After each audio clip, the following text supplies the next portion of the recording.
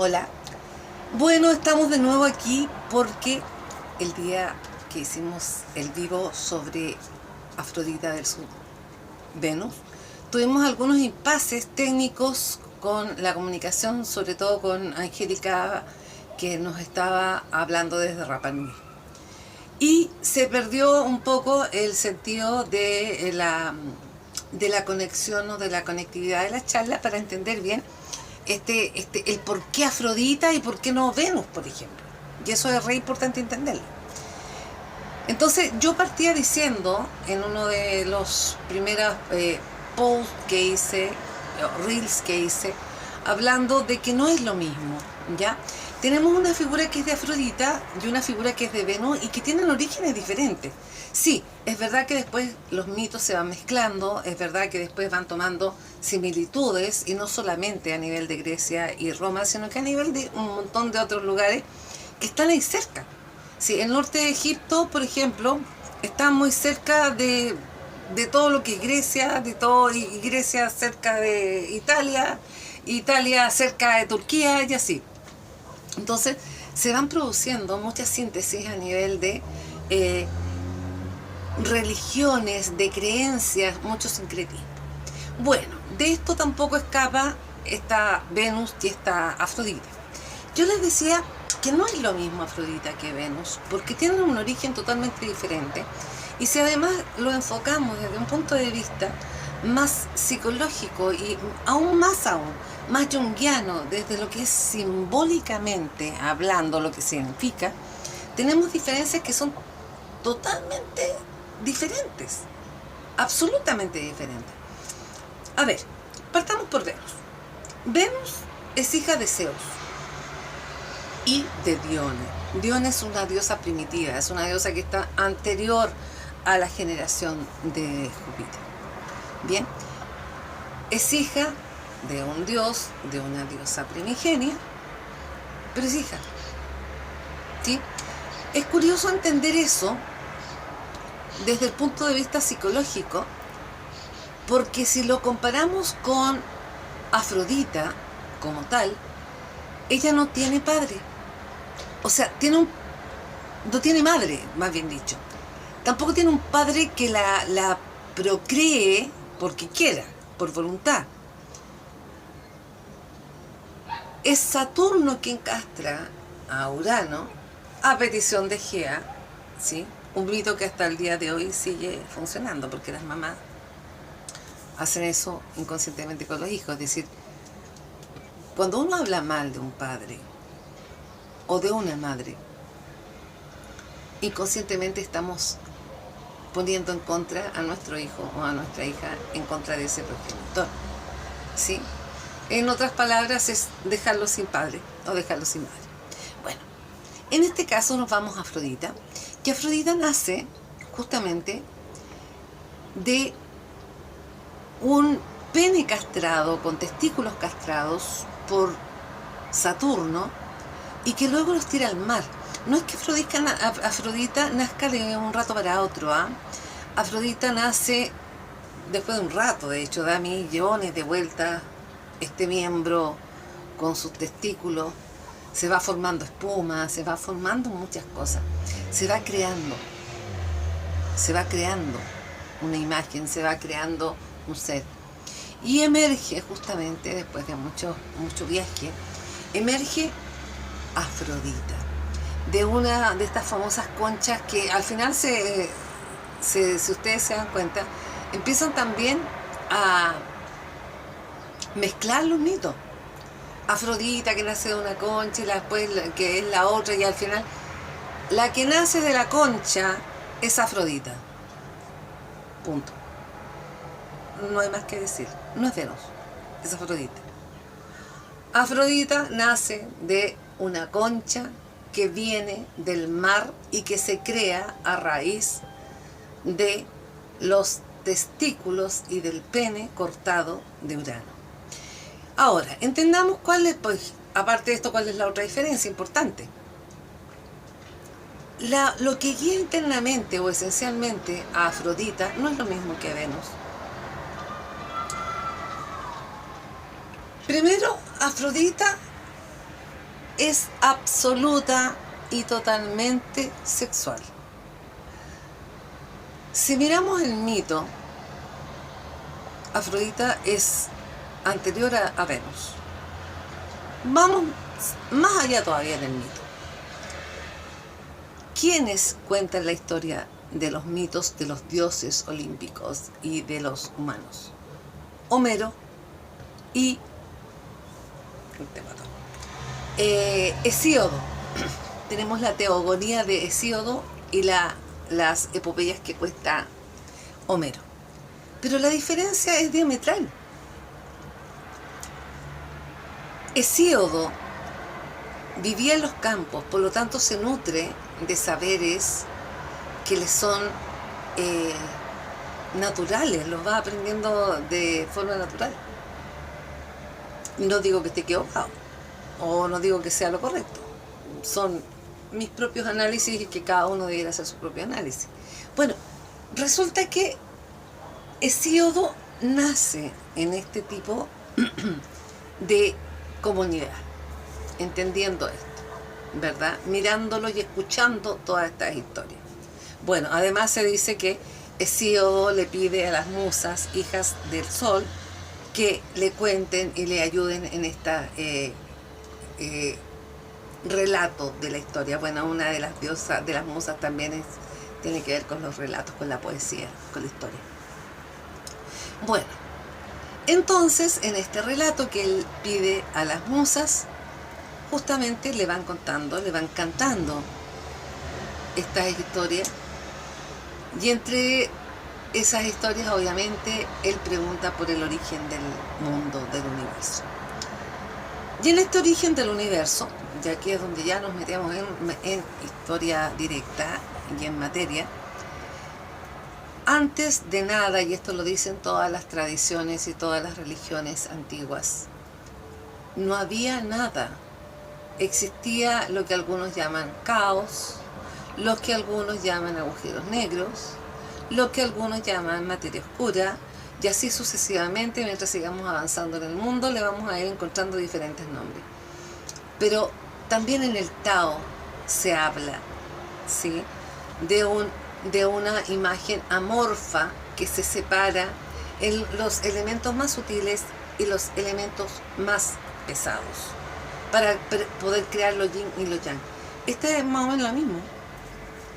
Entonces, tenemos una materia oscura, tenemos un caos, ¿ya?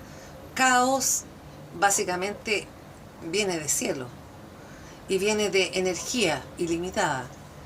Entonces, en este caos que no tiene un orden, porque ese es el problema del caos. El caos no es un problema, el problema es el caos sin orden, sin dirección. Si no existe el caos, no existe el avance de absolutamente nada en la vida, ni siquiera en la nuestra. Caos además significa crisis, y es absolutamente necesario tener crisis. Obviamente no es vivir una vida crítica, pero sí es importante tener ciertos momentos que llamaríamos de desafíos para poder crecer, si no nos quedamos en el mismo estado. Bueno, les decía yo que el que escribe esta historia finalmente, y el que mi favorito es Hesíodo, Homero se dedica a escribir las epopeyas, cuenta el rapto, cuenta la Odisea de Ulises, y a través de eso conocemos la historia de otros dioses. Pero nos centramos de nuevo en Afrodita, ¿verdad? Volvamos. Afrodita nace, según la teogonía de Hesíodo, entonces, de los miembros de Urano.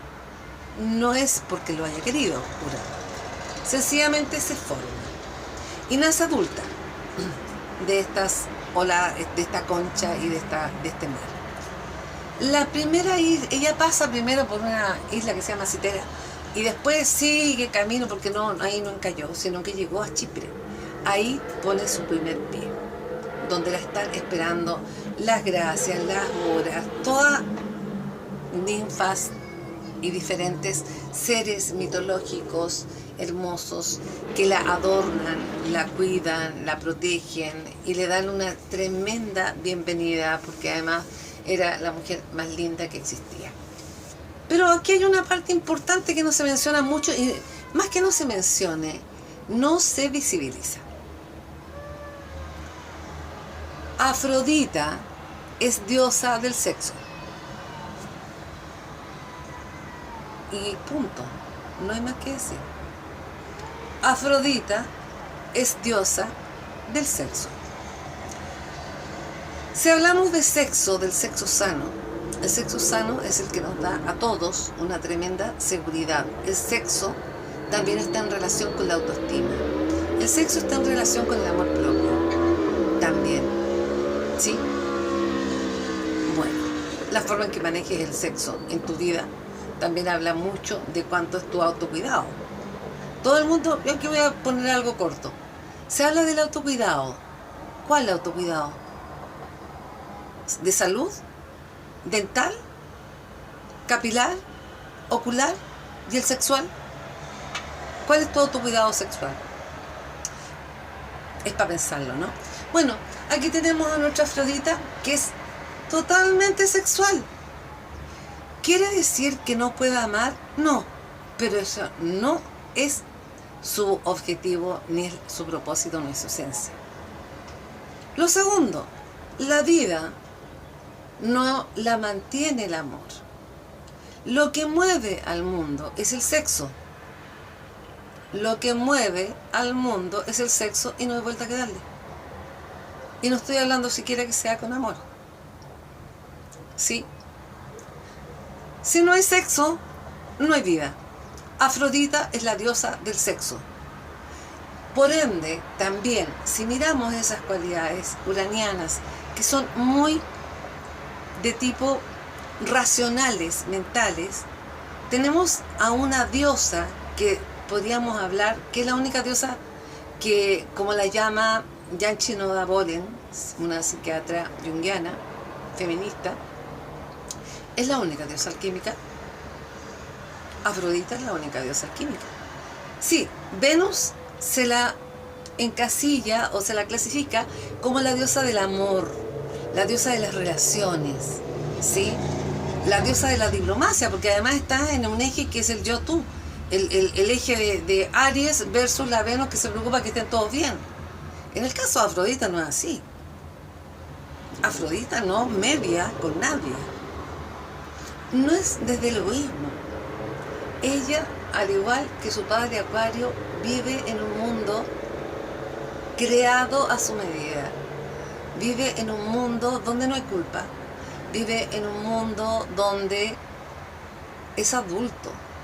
Aquí no se le puede echar la culpa ni siquiera a una Afrodita, por ejemplo. Voy a poner una historia creada pero más conocida desde los anales de la historia. La tercera en discordia, por ejemplo. No es Afrodita la que tiene el problema. Afrodita puede tener 3, 4, 5, 6, 20, con lo que quiera. De hecho, una cosa. Afrodita era cuando llegó acompañada a Chipre y bajó a Chipre, Hímero, que era otro dios, la acompañó en su viaje junto con Eros. Y este dios Hímero es el dios del sexo desenfrenado. Todo nos habla de sexo. Todo nos habla de que se mantenga esto, ¿sí? Esa motivación. Eros, en otra parte, sale como si fuera hijo de Venus y de Marte y no sé qué. Pero resulta que ¿cómo se llama? Los dioses griegos, Eros aparece como un dios que es primigenio, que es el que ayuda a ordenar el caos y también acompaña a Afrodita. Ojo, Eros es el dios del deseo. Tenemos una Afrodita que es la diosa del sexo, acompañada por Hímero, que es el dios del sexo desenfrenado, y además de Eros, que tiene que ver con el deseo. ¿Ya? Yo creo que está más que claro. Entonces, es muy importante entender esto. ¿Es una mejor que la otra? No, son diferentes funciones. ¿Cuál me gusta a mí? Obviamente que me gusta Afrodita. Me gusta Afrodita porque Afrodita es libre, ni siquiera se puede tener pareja.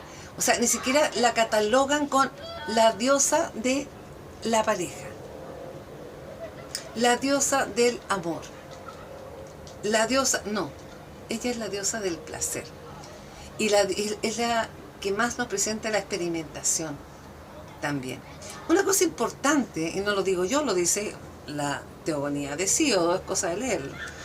Cuando llega Afrodita a esta isla de Chipre, también, este es mi guatón, también se habla de que ella tiene múltiples amores con doncellas y hombres. Volvemos a lo mismo. Es la diosa del sexo, no es la diosa de la pareja. Cuando hablamos de Venus, hablamos de la diosa de la pareja, ¿sí? En cambio, cuando hablamos de Afrodita, hablamos de la diosa del sexo. Es decir, alguien que satisface su deseo por una convicción personal y sin culpa. Eso es la parte más importante. Y además de eso, vuelvo a agregar de que el sexo es lo más sano que hay. Un sexo bien entendido. No estamos hablando de pedofilia, no estamos hablando de perversiones, no estamos hablando de atrocidades que se cometen adentro de lugares que no deberían cometerse, como la iglesia, por ejemplo. ¿Sí? Estamos hablando de gente adulta, estamos hablando de cosas consentidas, estamos hablando de lo que hace disfrutar a uno y al otro, cosa que en la antigüedad no era así. En la antigüedad el que disfrutaba era el hombre y chao.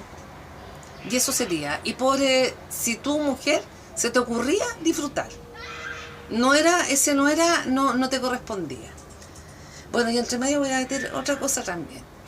No nos olvidemos, porque hay historias que no se cuentan, pero yo las voy contando de repente en estos pequeños posts que hago.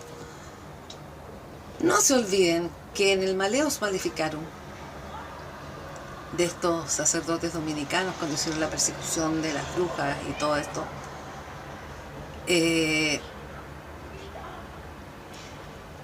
estos sacerdotes, está escrito, lo pueden todos ir a la fuente, dicen que las mujeres y los animales no tienen alma.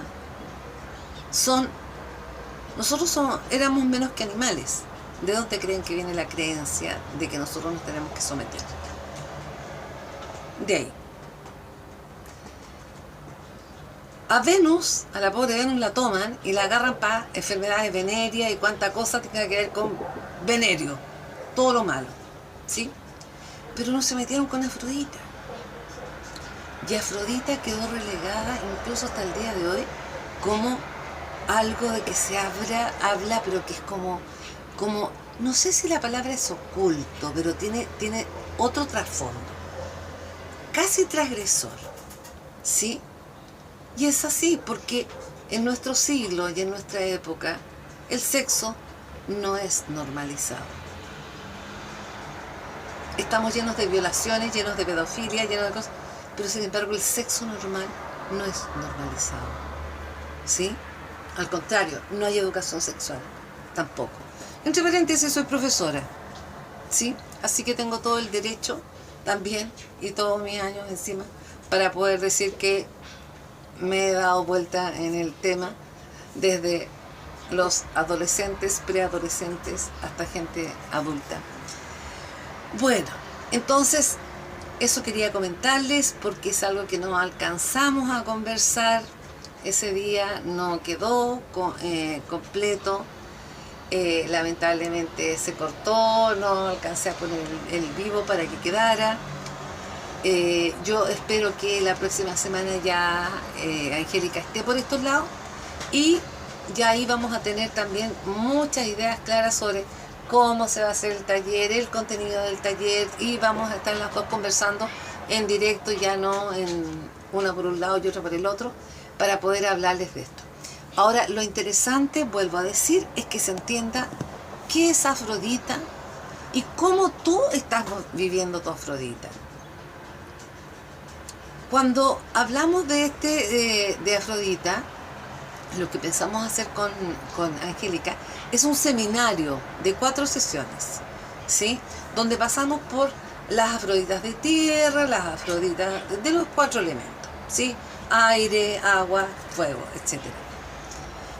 También se les va a pedir a que cada uno, cada de las personas que quiera participar, hombre o mujer, envíe su carta para poder entender un poco más, tener más información.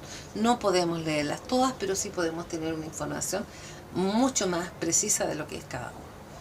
Entonces, este seminario que vamos a dar se va a dar en 2 días, en el Barro Italia. Sábado en la mañana, sábado y en la mañana y en la tarde, van a ser 4 jornadas. Hay un precio que obviamente va a ser por 4 jornadas, si es que tomas el seminario completo, a la gente que le interese.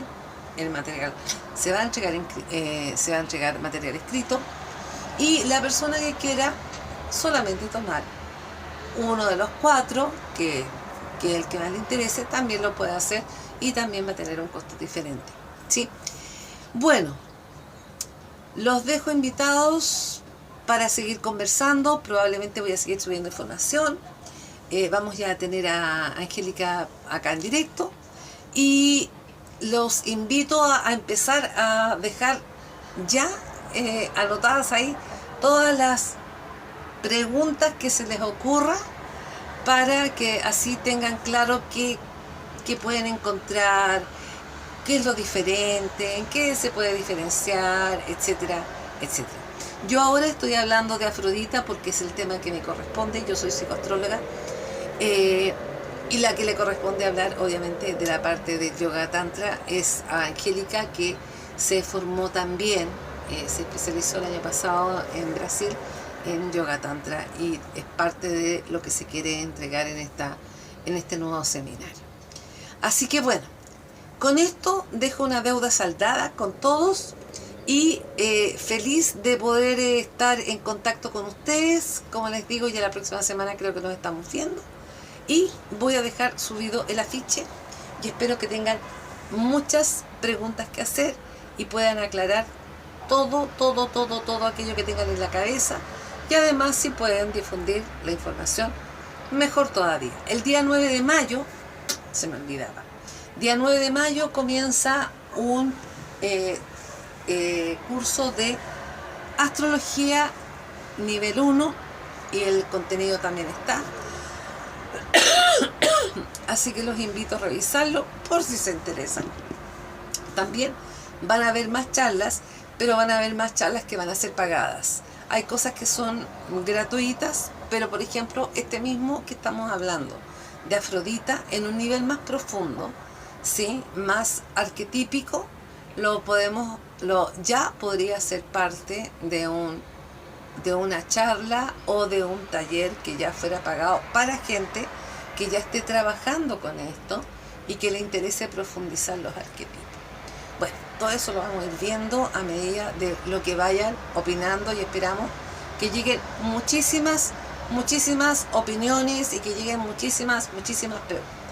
Así que los dejo en este día de otoño, y un beso grande para cada uno. Mañana ya partimos semana nueva, y espero que sea una muy buena semana para cada uno de ustedes.